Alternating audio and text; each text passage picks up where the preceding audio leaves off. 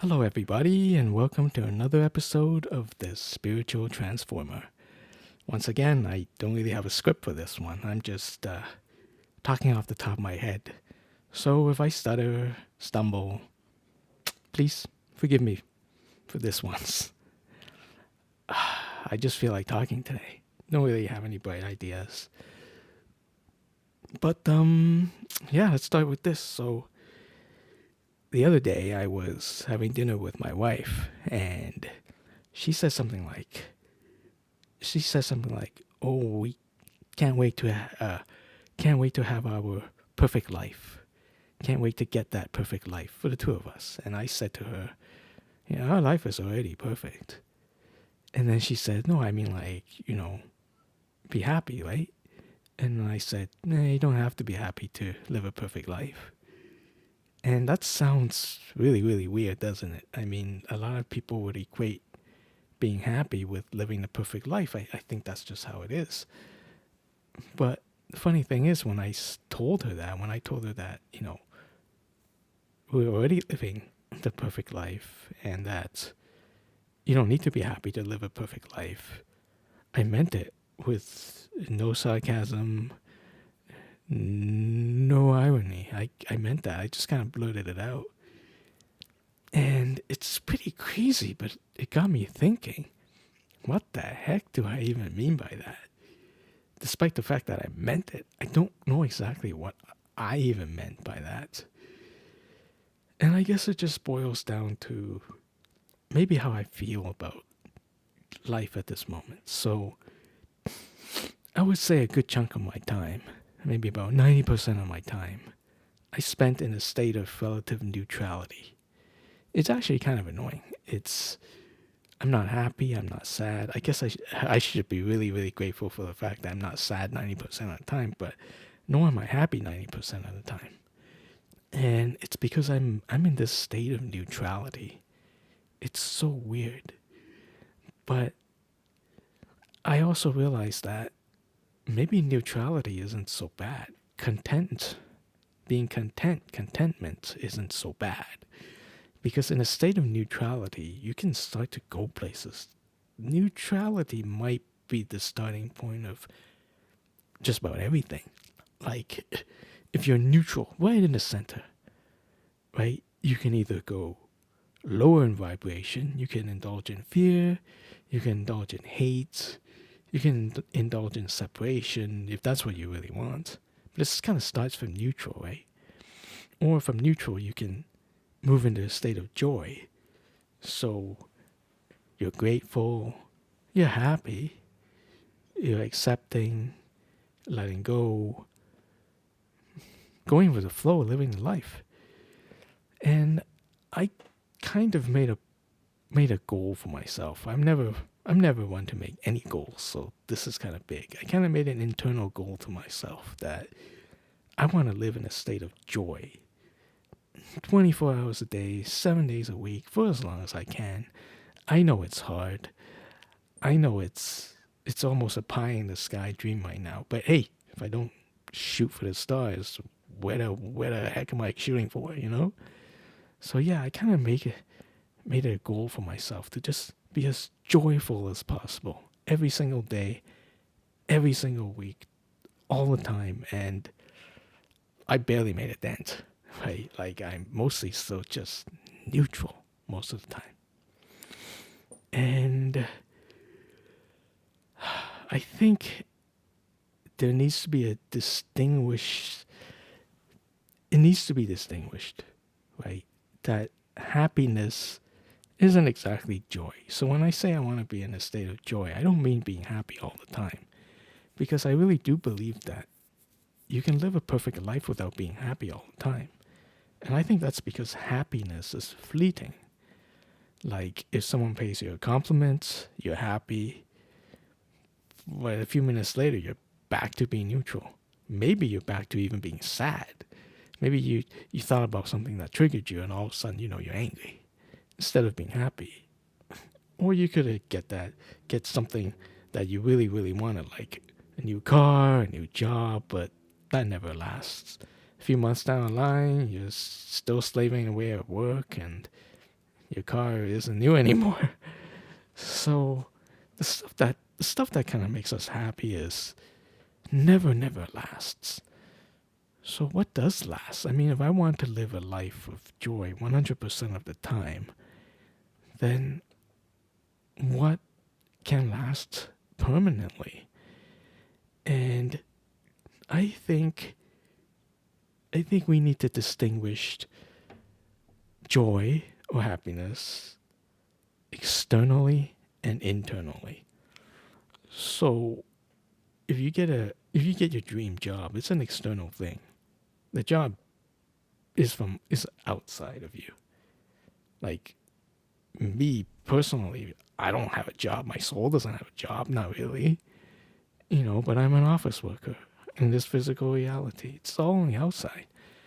Same with a car or whatever it is that you dream of, like your dream house. It's all on the outside. The house isn't in me. Well, some people would say the house is in me, but basically it's all internal. It's all external stuff. Sorry, cars, houses, jobs, external. Your mood is determined by what's happening outside. But what if you can just turn everything and flip it around on the inside? Like, you can be full of joy no matter what is happening on the outside. And from what I've been taught from many spiritual teachers, that is indeed possible. You can be in a state of joy 100% if you only master what's on the inside. So your thoughts, your feelings, your emotions, your hurts, so that nothing in the outside world can affect it for long. So you still have to deal with what's on the outside, but you can alchemize it. You can really make some changes on the inside. And sadly, I'm nowhere near mastering this, but I'm starting to get an idea. So one of the tools I like to use a lot is gratitude, really. Like if something happens on the outside, say bad weather, and it ruins your plans, right? Then be grateful that you can do something else. I mean, it really sucks if you look forward to, say, a barbecue and the rain drenched you out of it and you can't do it. But that doesn't mean you can't stay at home and watch that Netflix movie you've meant to be watching for months and just haven't gotten around to it when now's your chance. Basically, there's a silver lining. And I think gratitude is what takes you to that silver lining. You can say, I'm grateful I can still do this. I'm grateful I still have that.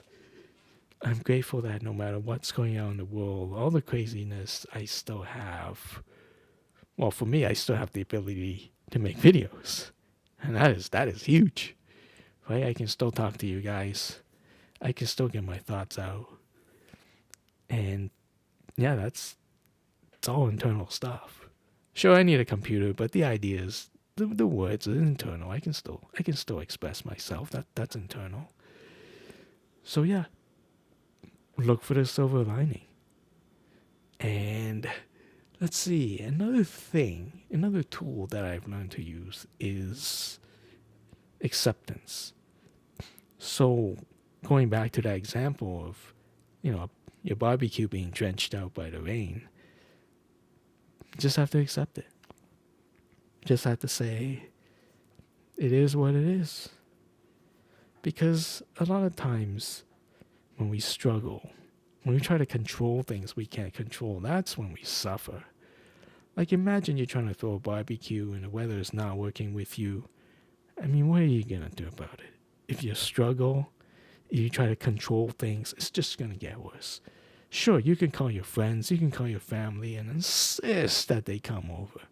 Just insist, even though they probably don't want to because nobody wants to go to a soggy barbecue. And maybe if it's really stormy out there, really, really crazy winds and whatnot, it might even be dangerous to go out. So forcing people, forcing the world, forcing the situation to fit your idea of control will never work and only cause suffering. So acceptance, I think, is the key to joy. Is that no matter what happens on the outside, if you accept it on the inside and go, that's just how it is, then you can start to move on. You can start to move on with life. And then you can find something that will bring you joy at that moment. Even if you can't do the thing you wanted to do in the first place, this could be something else you can't do. And it just so might happens that you have even more fun. I mean, that's the real kicker, right? That's the real key. So your barbecue's ruined, but you could spend a nice time indoors with your partner, your wife, husband, significant other, boyfriend, girlfriend. Have a nice little, intimate time watching a movie or playing board games or whatever, right? Playing video games together, right? It's just, you never know.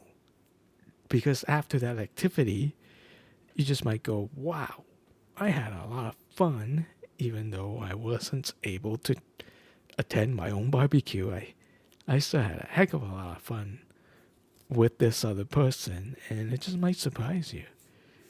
I mean, you can get joy different ways. It doesn't have to be the way that you have in your head or that you have planned. Yeah, I know it sucks when if a plan goes wrong. I'm a bit of a planner myself, and it just totally sucks. But there might be ways to salvage it. So, I wonder if I should talk about the last one, because I think there's a last bit that might help people to live in joy, and I think that's the idea of unconditional love. This one is a little weird, and I hesitate to talk about it because what the heck does that have to do with anything? Well, unconditional love just means you love everyone and everything just the way they are. In a way, it's acceptance blended with this idea that everything's just gonna be fine no matter what happens. Anything that's happens, you're gonna love it because you just not attached to anything. You can make anything out of anything if you have unconditional love. You can fully accept any situation. And for me, I think that might be the ultimate goal here, is just to achieve that state of unconditional love. I know it's really hard. I mean, I'm human right now, and I'm not, no way, like I'm not Jesus or anything. So yeah, that's something to aim for, isn't it? That's something to try to embody, and it's rough. But unconditional love does have another side, and that side, it's like, it's service. I don't know, have you ever done something out of the kindness of your own heart? I'm sure a lot of you have. What kind of question is that? If you've done something like that, then you know how good it feels just to be of service, just to help people out. It does feel good if you do it from the bottom of your heart. You're not expecting a reward. There's no agenda. You just do it because it helps out another soul. And I think that's part of unconditional love. You can be very joyous just going around and helping where you can. And yeah, I struggle with that too. Like, by nature, I'm not really that. I don't really go out of my way to like help people. I hate to say it. My wife is really good at it though. She helps old ladies when they forget their bags on the floor, runs after them, right? But me, I don't even notice. Like, an old lady can like drop their entire luggage in front of me, and I'm bad. I don't even notice. Yeah, my wife notices all these things. People drop things in front of her. She's the first person to see it, and I'm just walking along. It's so weird. Yeah, so I think that's it. This has probably been my least rehearsed video ever. I'm just rambling this time. Okay, I'll cut it out. I'll stop. So, thank you very much for watching The Spiritual Transformer. My name is Randy Koo. If you enjoy this ramble, The like button is right there. The subscribe button is right there. Please hit it if you like it. And I will see you next time. Bye.